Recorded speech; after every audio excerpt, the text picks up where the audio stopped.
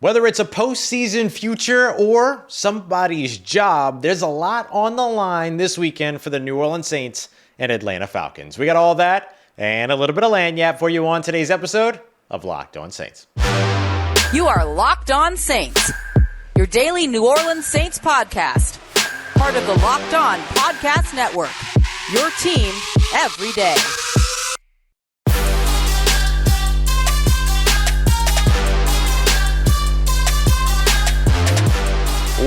What's going on, everybody, and welcome into this crossover Thursday edition of Locked On Falcons and Locked On Saints, your daily podcast covering the Atlanta Falcons and the New Orleans Saints here on the Locked On Podcast Network, your team every day. We are your hosts, Aaron Freeman from over at Locked On Falcons, RIP at Falc fans, or at least like not RIP, but just sort of like on a break. You guys are on a break. That's really all that it is. Extended. But you can Yeah, extended break. But you can continue to follow along with him as well over at Locked On Falcons. Myself, Ross Jackson, senior writer and reporter over at Saints News Network and host of Locked On Saints at Ross Jackson, NOLA. On today's crossover Thursday, we're going to be breaking down everything you need to know about this New Orleans Saints and Atlanta Falcons game and what is wrapping up in NFL season. I can't believe we're here already. It is week 18. We appreciate you very much for making us your first listen of the day every day. And of course, we appreciate you very much for checking out both Locked On Falcons and Locked On Saints. Today's episode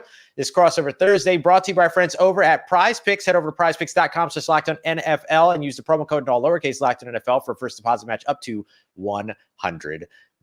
Aaron, it's the second meeting between these two teams. The hip-hop concert that almost wasn't in Atlanta ended up with a big win for the Atlanta Falcons and New Orleans Saints, and the Falcons starting to keep some slim playoff hopes alive as they come into week 18. We're going to be breaking out everything from what each team needs to do to win, the key matchups, and of course the biggest story. And why don't you kick us off here, Aaron? What's the biggest story for the Atlanta Falcons coming to the Big Easy here in week 18? Well, I think obviously for both of these teams, it's, you got to win this game to have any chance at making the playoffs. You need some help from Bryce Young and the Carolina Panthers. We'll see if we get that on Sunday. So that's obviously on the line, seasons on the line, playoffs on the line, all that sort of stuff and more. But that's no different for either one of these teams. But I think specifically with the Falcons, it is really about, is this game going to decide the fate of head coach Arthur Smith? Because there's been a lot of speculation on Locked On Falcons and elsewhere over the last, several weeks about, is Arthur Smith coaching for his job? And it seemed like 2 weeks ago when they got the win against the Colts, it's like, okay, like the season hasn't gone the way that you thought, but there's reasons for the Falcons to sort of, keep this thing moving and hope it gets back on track in 2024. And then the things fell off the rails against the Chicago Bears. They had their biggest loss of the year against the Bears team that should have been a game that should have been close, even if they didn't win that one. And to get kind of blown out by that Bears team came at kind of the worst time. And so now it sort of erases any sort of goodwill that you may have had for Arthur Smith. And, I reached out to somebody today and I asked him, like, what do you think the odds that Arthur Smith keeps his job? And basically he said it's 50-50. So that's basically what we're like. If the Falcons win, I guess he keeps his job. If they lose, who knows? So that's going to be, really important. And, do the Falcons show up and play like a team with their backs against the wall where they need to, or do they kind of lay down and do the thing that the Falcons too often do in this world that lead to my disappointment? And when they get into these sort of must-win, win you're in type of games, like at least in my lifetime, Ross, like they never win these games at the end of the season. So like, I've been talking all week long on Locked On Falcons. Like I don't believe I'm out. Like I'm checked out. I'm not buying in, but maybe, just maybe they'll pull me back in and they'll play well on Sunday. Yeah, I mean, that would be huge for Atlanta. It'd be huge for New Orleans to get the same thing. In my history, Aaron, the Saints win these games when they need to, and then they sit home and then they wait to see if the other team's going to win, and then the other team that they need to win oftentimes doesn't. Everyone will remember a certain San Francisco 49ers team that needed to beat a certain really bad football team a few years ago, and that really bad football team beat the San Francisco 49ers, which was the weirdest thing that we feel like ever happened. And of course, there was a Rams in Seattle debacle years ago that ended up costing the Saints a playoff spot and all these other things too. So that tends to be the case, is that the Saintsy thing is win the games that you need to win late in the season and then watch the other team that's playing to potentially get you in lose. So I'm going to ask you the question here in a little bit. How much, if the Falcons win, they need Carolina to win. If the Saints win, they need Carolina to win. What's your confidence level in the Carolina Panthers? Think about that for a second. And I'm going to tell you what the big story here is for the New Orleans Saints. And surprise, surprise, it's the same thing. The Saints have a chance to keep their playoff hopes alive, and their playoff hopes should already be alive. This should be a 10-win team. It's not. And this is an opportunity for them to still make up for that, have a winning season after going 7-10 last year, show some improvement. Dennis Allen's first winning season. Unlike Arthur Smith, Dennis Allen is completely safe in his job at this point. But you have to imagine that there might be some kind of, I don't know, motivation for a Pete Carmichael, the offensive coordinator for the New Orleans Saints, to try to prove something here late in the season. I don't think anything's going to save his position. I think the Saints will eventually change offensive coordinator at some point in the months following the season. I don't think it's going to be an immediate thing, but I mean, it's an opportunity for him too. So that's why I mentioned like jobs kind of on the line in this game. And I was curious if Arthur Smith was going to kind of be in that category. So interesting to hear sort of that 50-50 thing, because that effectively means almost in a way, right? Like Saints win, Arthur Smith probably teeters over to one side of that 50-50. Falcons win, it teeters over to the other side of that 50-50. Yeah, that's a fair way to put it. And, confidence in the Carolina Panthers, well, unless they're playing Desmond Ridder, I don't have any confidence that the Panthers can win a football game. They could be playing Kyle Trask. Trask. So there is that. We'll see what happens with Baker Mayfield. It's not the greatest situation to be in for either one of these teams. Is this what the expectation was for Atlanta? Is this less than the expectation? Like the fact that both of these teams are effectively a win and some help away from the playoffs is not a bad situation, but at least here in New Orleans, it feels like it's less than the expectation. Is that true for Atlanta as well? It's definitely true for Atlanta. I think both of our teams, when I think back to that season preview that we did with the division, yes, I think we both kind of went into the season being like, this should be either New Orleans or Atlanta's season, right? Mm-hmm. I had no confidence in the Saints, and I'm sure you probably had less confidence in the Falcons, but it was one of those things where one of these teams should have emerged and been a 10-win team to take control of this division, and neither of those teams did that this season. And I think for the Falcons, given their ups and downs and some of the sort of disheartening losses that they've had this year to some very bad teams like Carolina, like Arizona, it has really undermined expectations. And that's why Arthur Smith going into the season seemed relatively safe in terms of his job status. But now at the end of this year, there are a lot of questions when it comes to that. Yeah, that's big. Speaking of those division previews, by the way, I don't know if you knew this or not, but James Yarko of Locked on Bucks and I last week did a bet. I'm not going to ask you to do a bet, but James and I did a little bit of a bet where if Mike Evans scored a touchdown, then during the preview, the division preview, I would call it like a jersey. The ones I'm talking about that are like jerseys, but it's the shirt, the Mike Evans jersey. But if Taysom Hill scored a touchdown and Mike Evans didn't, then he would have to wear a Taysom Hill jersey. And guess what happened? Taysom Hill, Atlanta's finest, ended up winning. I would never make that bet with you, Ross, because that's just guaranteed. I just might as well put on the jersey right now.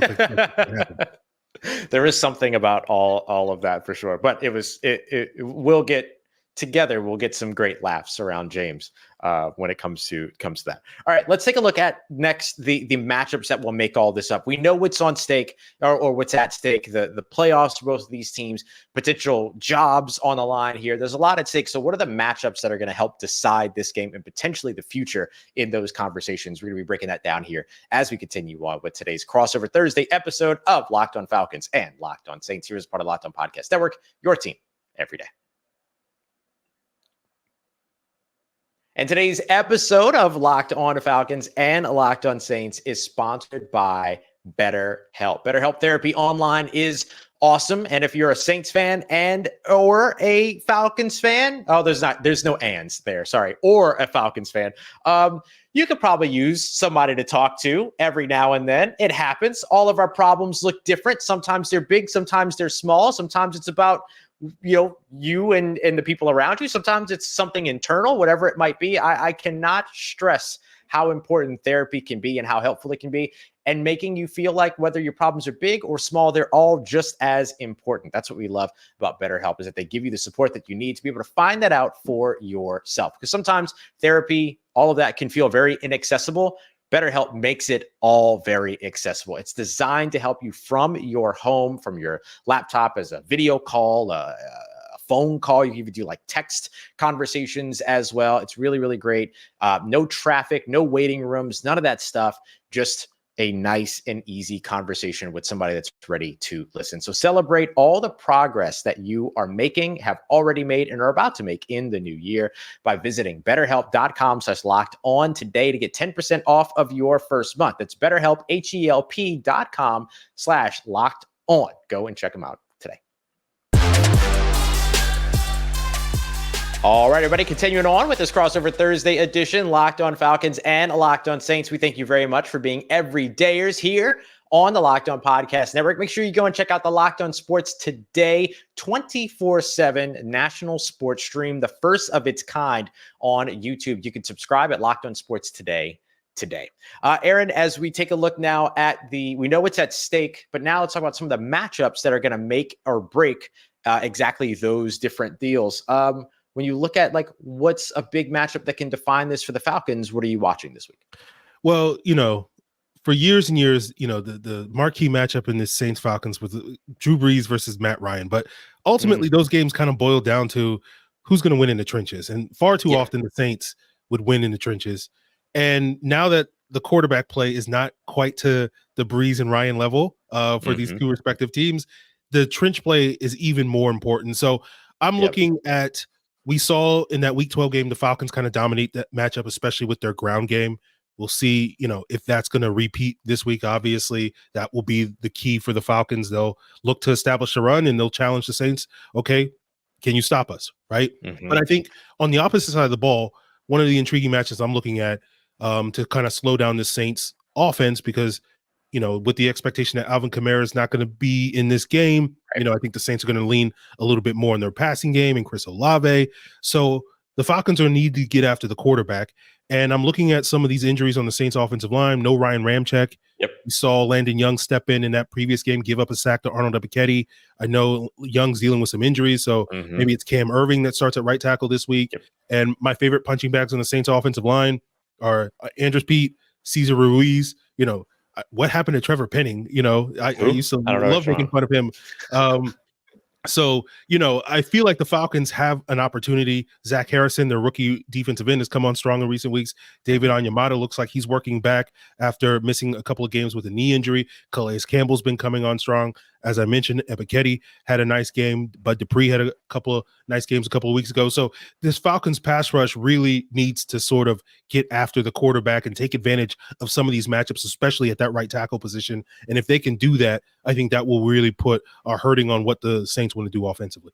Yeah, it's the biggest thing, without a doubt, especially even looking at it from the New Orleans Saints perspective. I mean, what we know about the New Orleans Saints is that on the defensive side, they can manage adversity. They can, give up a big play here, give up a big play there, not get off the field on third downs, all that other stuff, but then still finish the drive, either holding to a field goal or keeping points on the board. That's how they became right now the sixth ranked scoring defense in the NFL.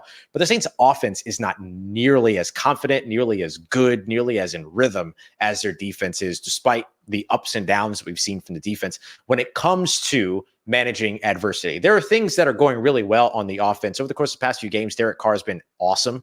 He hasn't been Drew Brees level, Matt Ryan level, like we've been talking about, but he's looked really, really good here as of late, which, look, he's healthy. His AC joint is no longer, his shoulder's not hanging out of his socket anymore, all these other things.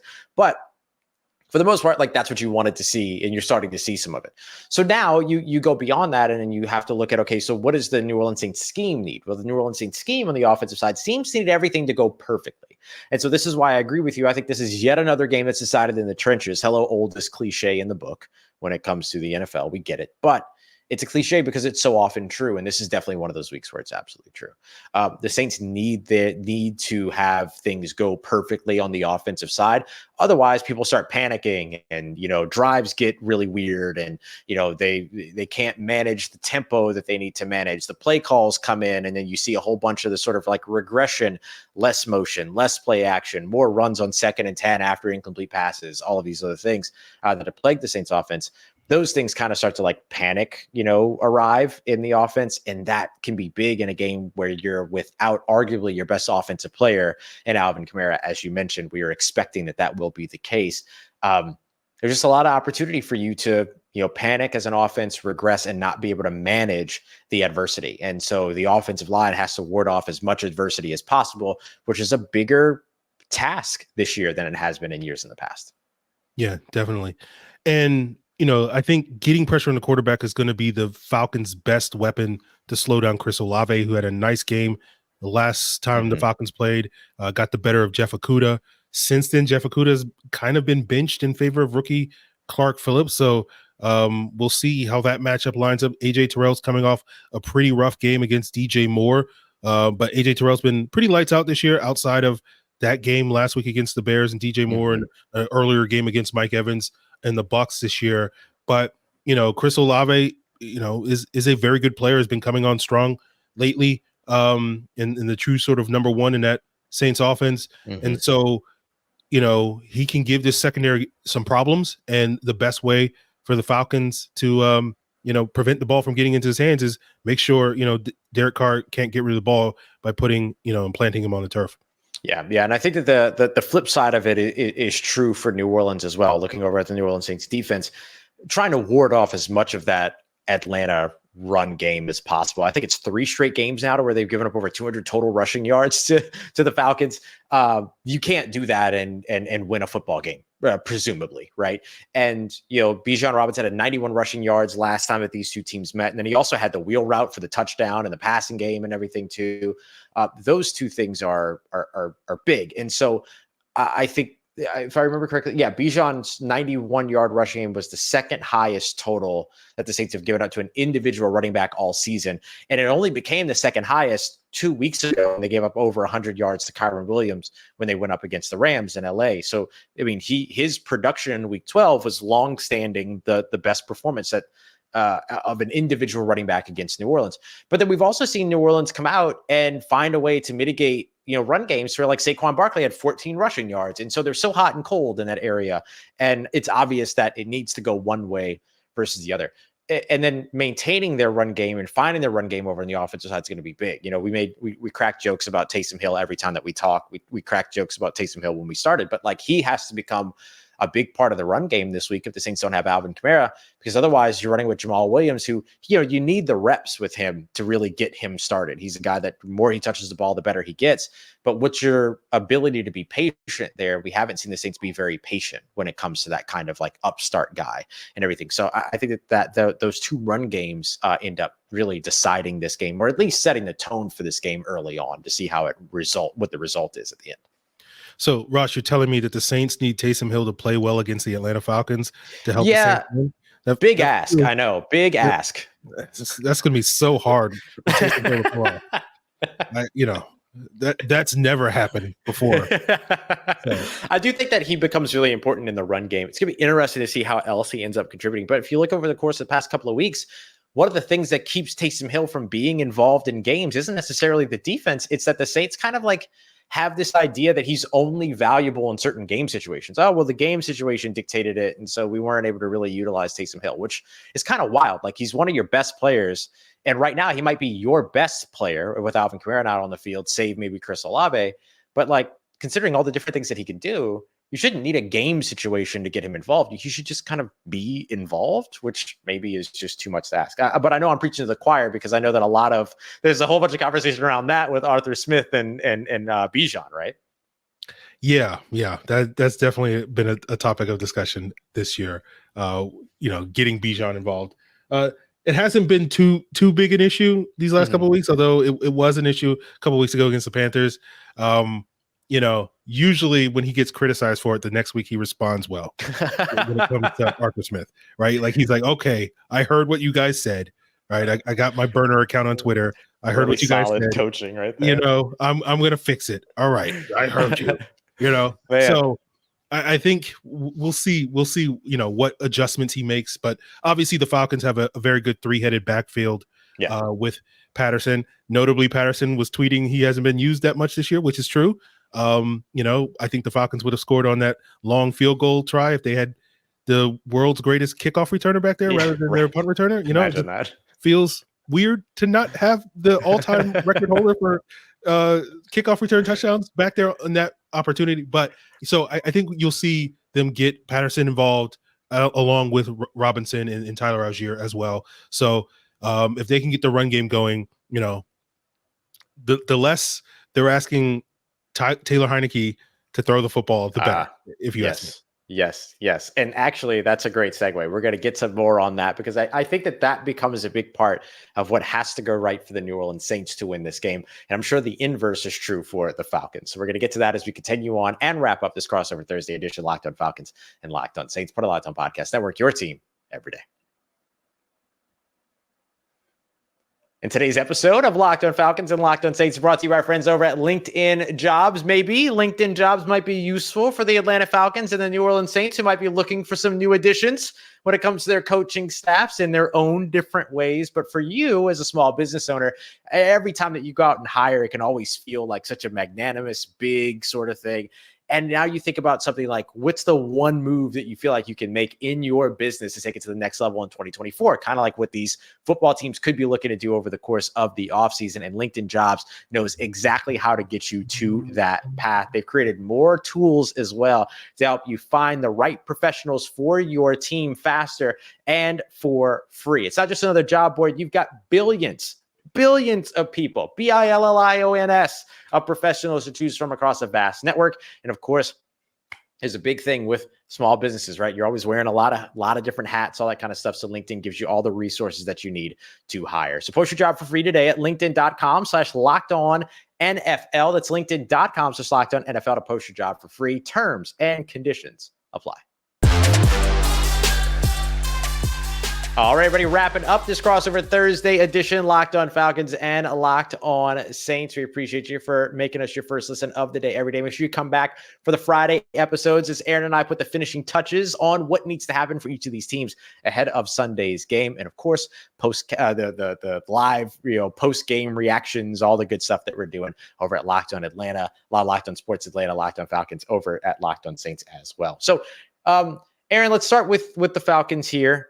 As we have throughout the show, what's got to go right for the Falcons? Like what's sort of the path to victory for the Atlanta Falcons in this game? Well, one of the things I liked about last week's game against the Bears was the Falcons came out very aggressive, dialing up some shot plays to move the ball, and they were able to move the ball down the field. Unfortunately, the snowy conditions, I think, contributed to Younghoe Koo missing a field goal to start that game. Actually missed 2 field goals on their opening 2 drives. But I liked seeing the Falcons being aggressive, taking shots down the field. I think that's the way that you want to play, get off to a fast start, and then just lean on your run game for the rest of the day and just hope that can just sort of salt away the game for you and effectively move the football for you. And you win some of those matchups on the defensive side of the ball. And that's sort of the path to victory for this Falcon team. And I think if they do that, that's their formula for success. As I said, the less Taylor Heineke has to throw, the better. I'm trying to think. Is there another way, a kinder way to put it? But no, that's basically it. Take the ball out of Taylor Heineke's hands, and I think that's going to be their formula for success. Yeah, look, that's going to happen. I mean, it's okay. That's going to happen when you're down to your second QB option, right? When your original guy didn't pan out and whatever. We saw that happen with the, Trevor Simeons of the world and all that here in New Orleans. Andy Dalton, even the less you throw, the better in certain situations. And I think the inverse of that is true for New Orleans. So, I think that the thing that they're looking at doing is, look, they scored their first opening drive touchdown of the entire season so far last week against the Bucs in Tampa. That was their first one. And they would love to do that again at home against the Atlanta Falcons. Gets the crowd into it, of course, and everything with them being at home. But also, it kind of gives them an opportunity to maybe build a little bit of a lead.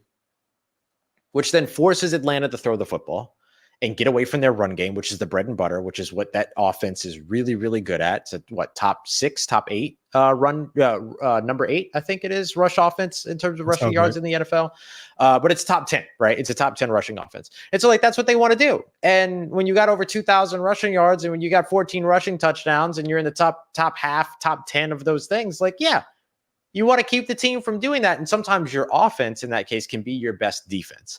And so if you score points over on the offensive side and force the opposing team not to run the football anymore and instead drop back and pass, that allows you then to be able to maybe maximize and be opportunistic, take advantage of some of the mistakes that a Taylor Heineke has the capacity to make. And it allows you to be able to pin your ears back over on the defensive end or defensive line and win that battle in the trenches in the passing game, as we talked about, by putting pressure on Taylor Heineke, which could force those mistakes. I think that's got to be the big thing that the Saints do here. They've got to get off to the strong start and the fast start. And then they've got to be able to take advantage of all of the different things that creates as complications for the Atlanta Falcons, which then leads me to finishing strong after the fast start. And we see this every now and then that the New Orleans Saints, particularly over on the defensive side, the last 2 or 3 drives, the defense tends to let things get a little bit too interesting, playing soft, but yet somehow, receivers getting up over the top of them and stuff like that. We saw that against Green Bay earlier in the season. We saw that against Tampa a little bit this past week, a little bit too close for comfort when it came to Tampa, but still a little bit, you're able to keep that one at least mostly manageable. Here in a game where like Atlanta would love nothing more than to play spoiler for New Orleans. New Orleans would love nothing more than to play spoiler for Atlanta. You can't let that happen. I agree. Yes. The Falcons are also known for letting teams move the ball down the field late in games. In 2023. We're talking about 2023. Yeah. No other game. I don't know what you're talking about. Okay. All right. 2023. Now it's 2024. Maybe they can start their new year by not doing that at the end of this game. But, with the exception of last week's game against the Bears, which is why that game was a little bit surprising, pretty much every Falcon game boils down to like a 1-possession game in the final 5 minutes of the game. And that's probably going to be the case again this week. And absolutely, I don't have a lot of confidence that the Falcons can win that sort of game on the road against the Saints. They habitually, as I said at the top of the show, they habitually lose these types of games when they need to win them. They typically lose the second divisional game if they've won the first one under Arthur Smith. So, if I'm giving a final score prediction, I'm picking the Saints. I think they're going to win like a close, like 25, 24, 25. Saints get around 25 and the Falcons get like 20, something like that. And that's probably how it goes down. And I'm sitting here crying on camera for that postcast. Oh no, they got you crying in the club. Don't let it happen. Yeah, I'm picking the Saints in this one too. 24-17. Like I said, 24-17, 24-20. We're right in the same ballpark there. I think that like the difference is that I'll say 24-20 because look, Younghoe Koo missed 2 field goals last week. He ain't missing field goals in the dome. That's never happening. Like there's nothing. That's something that Aaron and all the Falcons fans, you ain't got to worry about. Like Younghoe is going to be good. He's going to be cool in the dome. But I think that New Orleans like is the opposite on the opposite end of the spectrum. They tend to win this kind of game. The bad luck comes when they have to sit around and wait for another team to do their part, And so I'm with you on this. I think that the Saints win this game. I think they're a little bit more desperate. There's a lot of people that want this to work.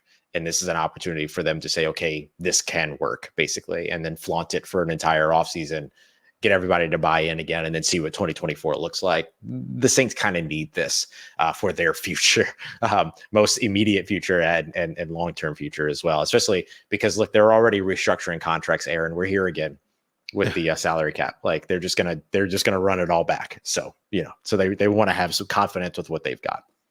That makes sense. Well, the Falcons need this one too, because certain people might lose jobs if they don't take care of business. So, do you feel like the relationship between the Atlanta Falcons players and Arthur Smith is such that they will play for their coach. You know what I mean? Like sometimes that happens with the head coach that's about to get fired and then the team shows up for their guy. Is that the relationship here, or is there concern that that wouldn't be the case? I believe that they will play and play with effort and play hard. But you never know. You know, that's the thing about the NFL. You never know. Never know, indeed. And here we are making predictions about a divisional game in week 18 of the season. Let's just see how this one goes. Why don't we, Aaron?